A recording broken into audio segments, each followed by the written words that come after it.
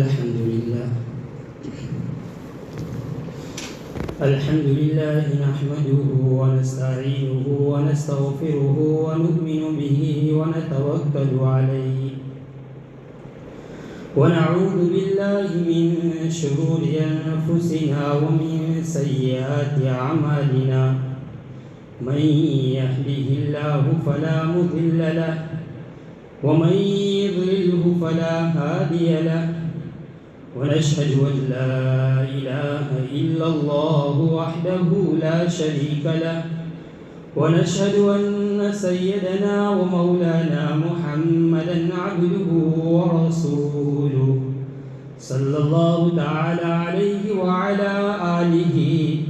وأصحابه وبارك وسلم تسليما كثيرا كثيرا.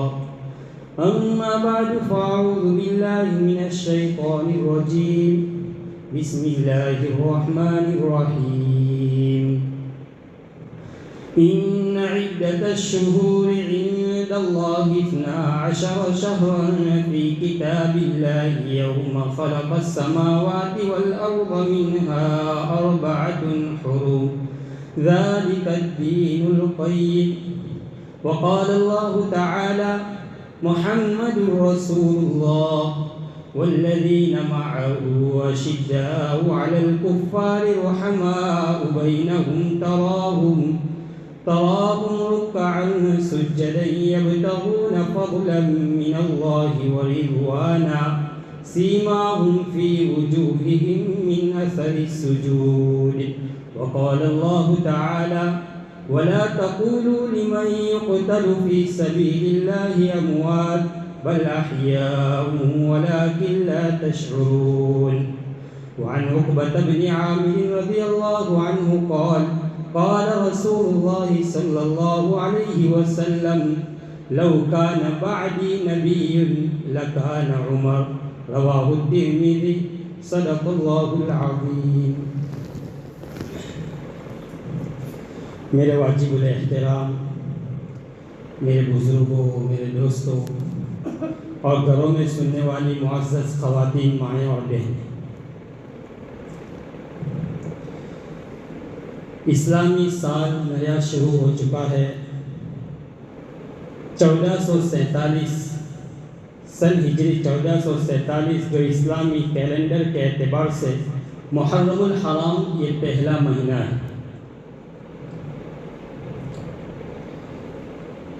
دنیا والے نئے سال کی آمد کو جشن کے طور پر مناتے ہیں. بہت ساری تقریبات منعقد کی جاتی ہے اور طرح طرح کی عیاشیاں کرتے ہیں، لیکن سید الرسول تاجدار مدینہ جناب محمد الرسول اللہ صلی اللہ علیہ وسلم نے اہل ایمان کو، مسلمانوں کو، انسانوں کو ہر نئے سال، ہر نئے مہینے، ہر نئے ہفتے اور ہر نئے دن اور لمحات کے موقع پر آپ علیہ الصلاۃ والسلام نے امت کو جو کردار ادا کرنے کی تلقین فرمائی ہے وہ جشن اور اظہار مسرت کے بالکل برعکس ہے. ہمارا مذہب ہمیں یہ پیغام دیتا ہے اور ہمیں یہ دعوت دیتا ہے کہ انسان کی زندگی میں آنے والا ہر نیا سال اس کو اپنی ماضی کی زندگی کے دریچوں میں جھانکنے کی دعوت دیتا ہے. انسان اپنی گزری ہوئی زندگی کے اعمال میں انجام دیے جانے والے اعمال کا محاسبہ کرے اور اس کا جائزہ لے. ہر انسان یہ سوچے کہ میں نے گزری ہوئی زندگی میں کیا کیا، کیسا کیا، کیوں کیا، اور آئندہ اب یہ جو نیا سال شروع ہوا میری زندگی کا اس کے اندر میں مجھے کیا کرنا چاہیے. اسی سوچ اور اسی فکر کے ساتھ اپنی زندگی کا اور اسلامی سال کی شروعات کریں. اگر انسان اپنی ماضی کی زندگی میں نافرمانی کے ساتھ اس نے گزاری ہے تو یہ انسان کو چاہیے کہ اللہ کے حضور، اللہ کی بارگاہ میں جو اللہ کی نافرمانی کی تو انسان اللہ کی بارگاہ میں توبہ کرے، معافی مانگے، اللہ کے سامنے گر گرائے اور روئے اپنی ماضی کی زندگی میں جو اس سے گناہ ہوئے، اور اب آئندہ یہ عزم کرے اور یہ ارادہ کرے کہ اب انشاءاللہ اللہ تبارک و تعالیٰ کی فرما برداری کے ساتھ میں زندگی گزاروں گا۔ آپ علیہ الصلاۃ والسلام کی اطاعت کا پختہ عزم و ارادہ کرے۔ اور اگر انسان اپنی ماضی کی زندگی اور گزرے ہوئے ایام میں کچھ نیکیاں اور کچھ اعمال صالحہ کا مشاہدہ کرتے ہیں تو یہ موقع ہے کہ اللہ کے حضور سر و سجود ہونے کا، اللہ کے سامنے شکر بجا لانے کا یہ موقع ہے، اور اللہ تبارک و تعالیٰ سے یہ دعا کرے کہ باری تعالیٰ آئندہ بھی اعمال صالحہ ما بقیہ زندگی میں اعمال صالحہ کرنے کی توفیق عطا فرمائے۔ تو اس طریقے سے ہم اپنے سال کا اور نئے سال کا استقبال کریں۔ نبی اکرم صلی اللہ علیہ وسلم جب نیا چاند دیکھتے تو اللہ تبارک و تعالیٰ سے یہ دعا فرماتے کہ اللہ اس نئے چاند کو ہمارے لیے خیر و برکت کا ذریعہ بنا دے۔ افسوس کی بات یہ ہے کہ دنیا کی قوموں کے اندر میں اب یہ تصور ہوتا جا رہا ہے، اور دنیا کی قوموں میں ہو تو ہو، اس کا ہمیں کوئی شکوہ نہیں، لیکن مسلمانوں کے اندر میں بھی اب آہستہ آہستہ یہ خیالات اور یہ احساس جا رہا ہے، اور یہ احساس ہو رہا ہے کہ مسلمانوں کو اپنے اسلامی شعار سے کوئی لینا دینا نہیں، اور اگر نئے سال کی آمد کے اوپر اگر جشن مناتے ہیں وہ بھی انگریزی سال کے اعتبار سے مناتے ہیں۔ مسلمان کے اندر میں اکثریت ایسے ہیں جن کو یہ تک معلوم نہیں ہے کہ اسلام کا آغاز کب ہوا، اسلامی سال کا آغاز کب ہوا، اور اسلامی سال ختم کب ہوا، اسلامی جو 12 مہینے ہیں ان کے کیا کیا نام ہیں، ان کو یہ تک معلوم نہیں ہے۔ میرے بھائیوں، ہمیں یہ معلوم ہونا چاہیے کہ اسلامی 12 مہینے کون کون سے ہیں، اور اسلامی سال کب شروع ہوتا ہے اور اسلامی سال کب ختم ہوتا ہے۔ ہمارے سارے معاملات، سارے لین دین اور ہمارے جو آپسی جو تنخواہ سیلری کا جو مسئلہ ہوتا ہے سب انگریزی کیلنڈر کے اعتبار سے اور عیسوی تاریخ کے اعتبار سے ہوتا ہے۔ اس میں کوئی قباحت نہیں ہے، لیکن قباحت اس میں ہے کہ آہستہ آہستہ ہم اپنی شناخت، اپنی تاریخ اور اپنی پہچان کو بھلا دیا جا رہا ہے۔ ہمارے دل و دماغ سے اسلام کی جو اہمیت ہونی چاہیے وہ ختم ہوتی جا رہی ہے۔ میرے بھائیوں، حضرت عمر رضی اللہ تعالیٰ عنہ نے سب سے پہلے اسی اسلامی کیلنڈر اور اسلامی سال کے بھائی آپ کے سامنے ایک تحریر آئی، حضرت امیر المؤمنین عمر بن خطاب کے سامنے ایک تحریر آئی، اور اس تحریر کے اندر میں تاریخ درج کی تو آپ نے فرمایا کہ عیسوی تاریخ لکھی ہوئی ہے، ہمیں بھی اپنی تاریخ اس میں ہونی چاہیے، اور ہمیں اپنی کسی تاریخی واقعے سے یہ تاریخ جڑی واقعے کے ساتھ یہ تاریخ جڑی ہوئی ہونی چاہیے۔ تو امیر المؤمنین حضرت عمر بن خطاب رضی اللہ تعالیٰ عنہ نے صحابہ کے ساتھ مشورہ کیا اور فرمایا کہ ہم کسی بڑے واقعے کے ساتھ اور کسی واقعے کے ساتھ کہ جس کے ساتھ ہماری تاریخ جڑی ہو اور اس کے ساتھ ہم اپنی تاریخ کا آغاز کریں گے۔ تو صحابہ سے مشورہ کیا، کچھ صحابہ نے یہ رائے دی کہ جس دن نبی کریم صلی اللہ علیہ وسلم دنیا کے اندر میں جلوہ افروز ہوئے اور آپ پیدا ہوئے، فرمایا اسی دن سے اسلامی تاریخ اور اسلامی سال کا آغاز کیا جائے، لیکن اس پر اتفاق نہ ہو سکا اور اس کے اوپر بہت ساری تفصیلات ہیں۔ پھر کچھ صحابہ نے ایک رائے یہ دی کہ جس دن آپ علیہ الصلوۃ والسلام دنیا سے رخصت ہوئے اور دنیا سے پردہ فرما گئے، فرمایا اس تاریخ سے ہم اپنی اسلامی سال کا، اسلامی تاریخ کا آغاز کریں گے، لیکن اس پر بھی اتفاق نہ ہو سکا۔ پھر کچھ صحابہ نے ایک رائے اور دی، فرمایا جس دن نبی اکرم صلی اللہ علیہ وسلم کو نبوت سے، آپ کو رسالت سے فائز کیے گئے، آپ کو سرفراز کیے گئے، اور اس بڑے دن سے، اس سے بڑا دن دنیا میں کیا ہو سکتا ہے، فرمایا اس دن سے ہم اپنی تاریخ کا آغاز کریں گے، لیکن اس پر بھی اتفاق نہ ہوا۔ اخیر میں ایک رائے پھر یہ آئی کہ آپ علیہ الصلوۃ والسلام جس تاریخ اور جس دن سے آپ نے مکہ المکرمہ سے ہجرت کر کے آپ مدینہ المنورہ تشریف لے گئے، فرمایا اسی سال سے ہم اپنی اسلامی تاریخ کا آغاز کریں گے۔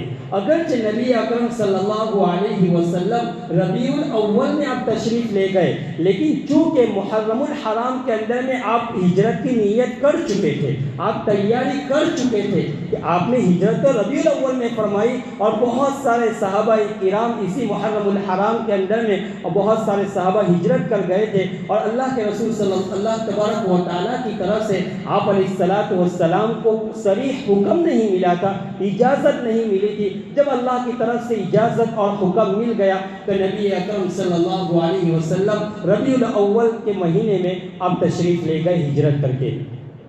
تو اسی محرم الحرام سے اسلامی سال کا آغاز ہوتا ہے۔ تو یہ ہجرت کے جس واقعے کے ساتھ ہمارا اسلامی سال کا آغاز ہوتا ہے، یہ صرف ایک تاریخ اور ایک ربط نہیں، بلکہ اس کے ساتھ ایک بہت بڑی چیز اور بہت بڑا واقعہ جڑا ہوا ہے کہ حضرت صحابہ کرام نے قیامت تک آنے والے انسان کو ایک درس دیا، ایک پیغام دیا اور ایک سبق دیا کہ ہر انسان کی زندگی میں آنے والا نیا سال یہ مسلمانوں کے دل میں ایک سبق پیدا کرتا ہے اور ایک استحضار اس کو پیدا کرتے ہیں کہ ہمارا جو واقعہ ہجرت کا جو واقعہ ہے وہ انسان کے دلوں کے اندر میں ایک جذبہ پیدا کرتا ہے، ایک حوصلہ پیدا ہوتا ہے، اور وہ جذبہ اور وہ اہم واقعہ کیا ہے کہ اللہ کے وہ سب سے اہم جو قریبی پیغام ہے وہ یہ ہے کہ آپ علیہ الصلوۃ والسلام اور صحابہ نے جب ہجرت فرمایا سب سے اہم پیغام یہ ہے کہ اللہ کو راضی کرنا، اپنا سب کچھ قربان کر دینا، اللہ کے راستے میں سب کچھ قربان کر دینا اور اللہ کو راضی کرنا۔ فرمایا ہجرت کے واقعے سے سب سے اہم اور قریبی خطاب ہے صحابہ کرام نے، اور نبی اکرم صلی اللہ علیہ وسلم نے اپنا کاروبار، اپنی جائیداد، اپنا گھر و بار، اپنی بیوی بچے سب کچھ چھوڑ کر آپ تشریف لے کر اور ہجرت کر کے گئے۔ میرے بھائیوں، گھر بار چھوڑنا، اپنی جائیداد اور زمین کو چھوڑنا اور اپنی جائیدادوں کو چھوڑنا کوئی آسان کام نہیں ہے۔ تو باہر میں مختصر یہ کہنا چاہتا ہوں کہ یہ اسلامی مہینہ جو محرم الحرام کا مہینہ ہے، یہ دنیا والے جب اس نئے سال کی آمد کو جشن کے طور پر مناتے ہیں، لیکن اللہ کے رسول صلی اللہ علیہ وسلم نے اہل ایمان کو اور تمام انسانوں کو یہ کردار ادا کرنے کی توفیق دی اور یہ تلقین فرمائی کہ ہماری زندگی میں نیا سال جشن اور اظہار مسرت کے لیے نہیں ہے، بلکہ اپنی ماضی کی زندگی جو گزاری ہے، فرمایا اس میں تم نے جو اعمال انجام دیے ہیں، فرمایا ان کا محاسبہ کریں، ان کا محاسبہ کرا، ان کا جائزہ لے۔ اگر نافرمانی میں زندگی گزری ہے تو فرمایا اللہ کے حضور گر گرائے، روئے اور توبہ کرے، اور اگر کچھ اعمال صالحہ کیے ہیں تو اس پر اللہ کا شکریہ ادا کرے۔ میرے بھائیوں، اسی محرم الحرام کے اندر میں ایک سبب اور ایک واقعہ یہ ہے کہ آج پہلی محرم ہے اور اسی تاریخ میں امیر المؤمنین عمر بن خطاب رضی اللہ تعالیٰ عنہ کی شہادت ہوئی ہے۔ آپ رضی اللہ تعالیٰ عنہ، آپ کا اصل نام عمر ہے اور لقب یہ فاروق ہے۔ فاروق کا معنی ہوتا ہے حق اور باطل کے درمیان فرق کرنے والی چیز۔ تو حضرت عمر رضی اللہ تعالیٰ عنہ یہ واقعہ فیل کے 13 سال بعد آپ پیدا ہوئے، اور اس کے بعد سن ہجری 6 کے اندر میں آپ اسلام لائے۔ آپ سے پہلے 39 یا 40 آدمی اسلام لا چکے تھے، اس کے بعد آپ اسلام لائے، اور نبی اکرم صلی اللہ علیہ وسلم نے حضرت عمر رضی اللہ تعالیٰ عنہ کے لیے دعا کی تھی کہ اللہ تعالیٰ حضرت عمر رضی اللہ تعالیٰ عنہ کے ذریعے اسلام کو تقویت پہنچائے اور عزت پہنچائے۔ آپ علیہ الصلوۃ والسلام نے حضرت امیر المؤمنین عمر بن خطاب کے لیے دعا فرمائی تھی کہ اللہ، آپ ابو جہل یا حضرت عمر بن خطاب ان دونوں میں سے آپ کسی ایک کو اسلام، ان کو ایمان کی ہدایت اور ایمان کی توفیق عطا فرمائے اور اس کے ذریعے اسلام کو تقویت پہنچائے۔ عبداللہ بن عمر رضی اللہ تعالیٰ عنہ فرماتے ہیں کہ نبی اکرم صلی اللہ علیہ وسلم کی پسند یہ تھی کہ اللہ تعالیٰ حضرت عمر رضی اللہ تعالیٰ عنہ کو اسلام کی تقویت، اسلام کی توفیق عطا فرمائے اور آپ کو اسلام کی ہدایت نصیب فرمائے۔ بہرحال حضرت عمر رضی اللہ تعالیٰ عنہ کے بارے میں ترمذی شریف کتاب المناقب کے اندر میں بہت سارے فضائل ہیں جو نبی اکرم صلی اللہ علیہ وسلم نے اپنی زبان مبارک سے حضرت عمر رضی اللہ تعالیٰ عنہ کے بارے میں ارشاد فرمائے۔ اللہ کے حبیب علیہ الصلوۃ والسلام نے فرمایا، عبداللہ ابن عمر فرماتے ہیں کہ اللہم جعل الحق علی لسان عمر بن الخطاب وقلبہ، فرمایا اللہ تبارک و تعالیٰ نے حضرت عمر رضی اللہ تعالیٰ عنہ کے دل اور ان کی زبان کے اوپر فرمایا حق بات کو جاری کر دیا۔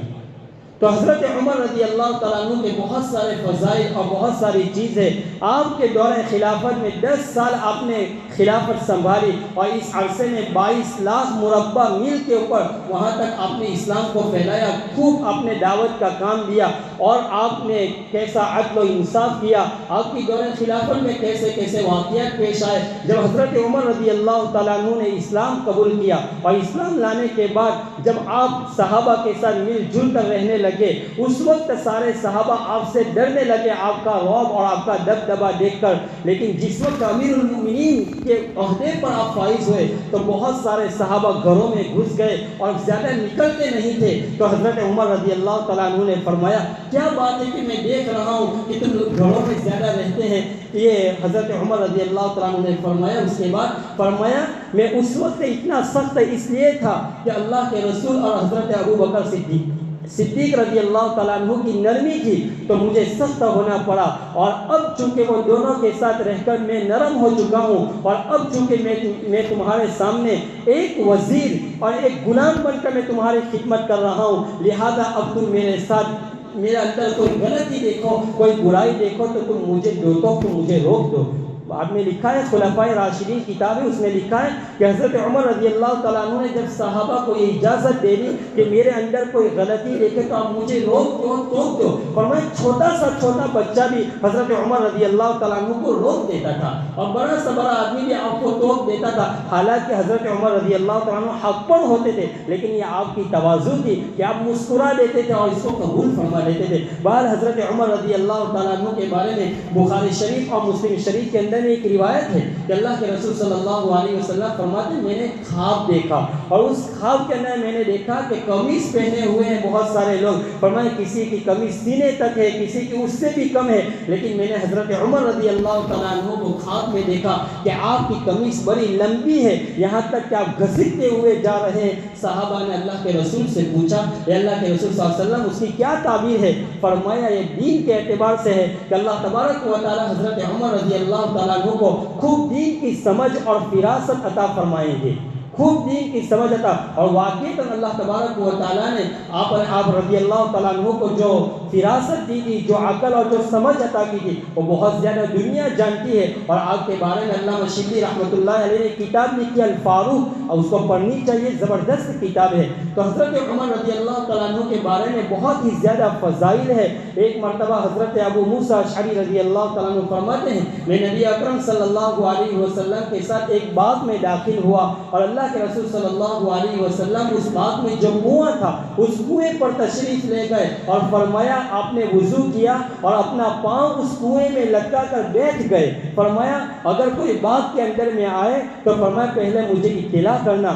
اجازت لینا، بعد میں اس کو اجازت دینا اندر میں آنے کی۔ چنانچہ ابو موسیٰ اشعری رضی اللہ تعالیٰ عنہ اس باغ کے دروازے کے اوپر بیٹھ گئے، تھوڑی دیر ہوئی کہ دروازے کو کھٹکھٹایا۔ ابو موسیٰ اشعری رضی اللہ تعالیٰ عنہ نے پوچھا کون؟ فرمایا ابو بکر۔ تو حضرت ابو موسیٰ اشعری اللہ کے رسول کے پاس گئے، فرمایا ابو بکر آئے ہیں اور اجازت مانگ رہے، فرمایا اذن لہ وبشرہ بالجنہ، فرمایا ان کو اجازت دے دیجئے اور جنت کی بشارت سنا دیجئے۔ فرمایا تھوڑی دیر گزری کہ تھوڑی دیر کے بعد پھر دروازے کو دستک دیا تو فرمایا کون؟ فرمایا عمر۔ تو پھر ابو موسیٰ اشعری رضی اللہ تعالیٰ عنہ اللہ کے رسول صلی اللہ علیہ وسلم کے پاس تشریف لے گئے، فرمایا عمر آئے ہیں، فرمایا اذن لہ وبشرہ بالجنہ۔ تو دنیا کے اندر میں جن صحابہ کو اللہ کے رسول صلی اللہ علیہ وسلم نے اپنی زبان سے جنت کی بشارت دی ان میں حضرت امیر المؤمنین عمر ابن خطاب رضی اللہ تعالیٰ عنہ ہے۔ آپ نے بڑی خدمات کی اور آپ کے بڑے فضائل ہیں، انشاءاللہ میں وقتاً فوقتاً آپ کی شخصیت اور آپ کے فضائل اور آپ کے عدل و انصاف اور آپ نے ایک غلام کے ساتھ کیسی زندگی گزاری اور آپ کے عہد خلافت میں آپ نے کتنا کام کیا، انشاءاللہ اس کو بیان کریں گے۔ لیکن آج کا جو دن ہے یہ حضرت عمر رضی اللہ تعالیٰ عنہ کی شہادت کا دن ہے، آپ کی شہادت کا دن ہے۔ حضرت عمر رضی اللہ تعالیٰ عنہ کی دور خلافت میں چونکہ بہت زیادہ اسلام پھیل چکا تھا اور آپ کے دشمن بھی تھے، ان کو یہ نئے روزانہ یہ فتنے برپا کرنا چاہتے تھے، موقع نہیں ملتا تھا، لیکن حضرت عمر رضی اللہ تعالیٰ عنہ اپنی زندگی کے اندر میں جب آخری حج کر کے آ رہے تھے تو راستے کے اندر میں ایک وادی کے اندر میں آپ آرام فرما رہے ہیں اور آپ کے سر کے نیچے چادر تھی اور آپ آسمان کی طرف دیکھ رہے تھے اور آپ یہ کہہ رہے تھے کہ چاند جب نکلتا ہے تو کیسا ہوتا ہے اور آہستہ آہستہ کیسا کمزور ہوتا جا رہا ہے۔ فرمایا اسی طرح ہے۔ اس وقت حضرت عمر رضی اللہ تعالیٰ عنہ نے یہ دعا کی، اے اللہ میں کمزور ہو چکا ہوں، میرے اعضاء اب جواب دے چکے ہیں، بس اب تو مجھے اٹھا لیجئے۔ یعنی اشارہ اس بات کی طرف تھا کہ میرے اندر جو تقویت ہونی چاہیے، اور حکومت چونکہ آپ کے دور خلافت میں بہت دور دور تک پھیل چکی تھی، فرمایا اب یہ ذمہ داری میرے لیے اٹھانا یہ میرے بس کی بات نہیں ہے، لہذا یا اللہ اب آپ مجھے اٹھا لیجئے۔ آپ گھر پہ آئے، چند دن گزرے، 27 ذی الحجہ کو فجر کی نماز پڑھانے کے لیے آپ تشریف لائے تھے۔ اس سے پہلے یہ واقعہ ہوا کہ حضرت عمر رضی اللہ تعالیٰ عنہ کے پاس مغیرہ ابن شعبہ رضی اللہ تعالیٰ عنہ کا غلام ابو اللؤلؤ فیروز مجوسی وہ آیا، اس نے شکایت کی کہ میرا آقا میرے اوپر ٹیکس زیادہ لگاتا ہے۔ فرمایا کتنا ٹیکس لگاتا ہے؟ فرمایا 2 درہم لگاتا ہے۔ حالانکہ وہ مصور تھا، نقاش تھا، نجار تھا، بہت سارے ہنر کو وہ جانتے تھے۔ تو حضرت عمر رضی اللہ تعالیٰ عنہ نے فرمایا کہ اس اعتبار سے 2 درہم کوئی زیادہ نہیں ہے، بس کافی ہے۔ تو آپ نے اس کو پھر کہا کہ 2 ہی درہم رہیں گے، آپ کو ادا کرنے پڑیں گے اپنے آقا کو۔ فرمایا یہ اس بات کا بھی اس کو غصہ تھا، اور دوسرا غصہ اس کو اس بات کا تھا کہ ان عربوں نے چونکہ ہم مجوسیوں کو ہمیں غلام بنا رکھا ہے، اور مجوسی کے چھوٹے چھوٹے بچوں کے سر کے اوپر ہاتھ پھیرتا تھا اور کہتا تھا کہ ان عربوں نے آپ کو اور ہمیں غلام بنا رکھا ہے، ان لوگوں کو میں ختم کروں گا۔ چنانچہ یہی غصہ دل میں بھرا ہوا تھا۔ فرمایا 27 ذی الحجہ کو فجر کی نماز کے لیے حضرت عمر رضی اللہ تعالیٰ عنہ آپ جب محراب کے اندر میں آپ نماز کے لیے آئے، فرمایا اس دن بھی آپ جب 27 ذی الحجہ کو فجر، وہ ظالم بدبخت محراب کے اندر میں چھپا ہوا تھا، اور جیسے آپ نے نماز پڑھانی شروع کی تو اس نے زہر آلودہ خنجر حضرت عمر رضی اللہ تعالیٰ عنہ کو مار دیا۔ 6 خنجر 6 وار کیے، ان میں سے کچھ وار تو آپ کے ناف کے نیچے لگے جس سے خون بہنا شروع ہو گیا، اور آپ نے حضرت عبد الرحمن بن عوف رضی اللہ تعالیٰ عنہ کو اشارہ کر کے ان کو نماز پڑھانے کا حکم دیا، اور انہوں نے نماز پڑھائی۔ اب وہ بدبخت اب مار کر بھاگنے لگا، صحابہ نماز میں تھے تو کئی صحابہ کو اس نے زخمی کر دیا، ایک روایت کے مطابق 13 صحابہ کو اس نے زخمی کر دیا، اور 9 اس میں سے 9 یا 7 صحابہ شہید ہو گئے۔ جب ان کو پکڑا بھی انہوں نے دیکھا کہ مجھے پکڑ لیا ہے تو خود اپنے خنجر سے اپنے آپ کو مار کر خودکشی کر لی۔ جب نماز ختم ہو گئی، حضرت عمر رضی اللہ تعالیٰ عنہ نے فرمایا کہ مجھے مارنے والا کون شخص ہے؟ فرمایا ابو اللؤلؤ ہے۔ فرمایا الحمدللہ کہ یہ مجھے قتل کرنے والا اور مجھے شہید کرنے، مجھے مارنے والا کوئی مسلمان نہیں ہے۔ اس کے بعد حضرت عمر رضی اللہ تعالیٰ عنہ کو اپنے گھر لے گئے اور 3 دن تک آپ کو کھلایا پلایا، لیکن کوئی چیز ٹکتی ہی نہیں تھی، دودھ بھی نکل جاتا تھا، اور اسی عرصے میں آپ کا سر مبارک اپنے بیٹے حضرت عبداللہ ابن عمر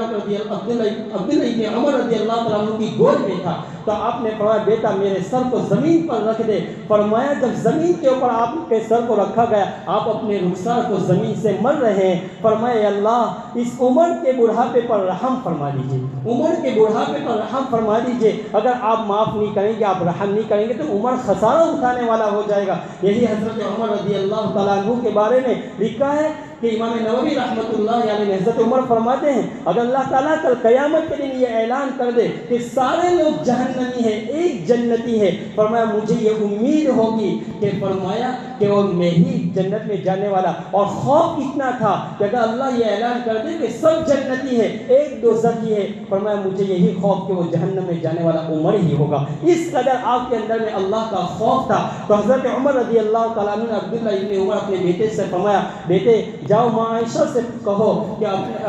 میرا باپ عمر اپنے دونوں ساتھی اللہ کے رسول اور صدیق اکبر رضی اللہ تعالیٰ عنہ کے پڑوس میں سونا چاہتے ہیں۔ حضرت عائشہ نے فرمایا کہ یہ جگہ تو میں نے اپنے لیے رکھی تھی کہ میں اپنے شوہر اور اپنے والد ابو بکر صدیق کے پڑوس میں سو جاؤں گی، لیکن عمر مانگ رہے ہیں تو عمر کے لیے زمین ہے اور یہاں عمر کے لیے ایک حصہ ہے۔ آپ کی آنکھوں سے آنسو نکل رہے تھے۔ عبداللہ ابن عمر جب واپس تشریف لائے، حضرت عمر سے کہا ابا اجازت مل گئی۔ فرمایا نہیں، جب میرا انتقال ہو جائے دوبارہ میرے جنازے کو لے جانا اور گھر کے باہر رکھنا، پھر اجازت طلب کرنا، اس وقت اگر اجازت دے تو وہ مجھے دفن کرنا، ورنہ عام قبرستان جنت البقیع میں مجھے دفن کر دے.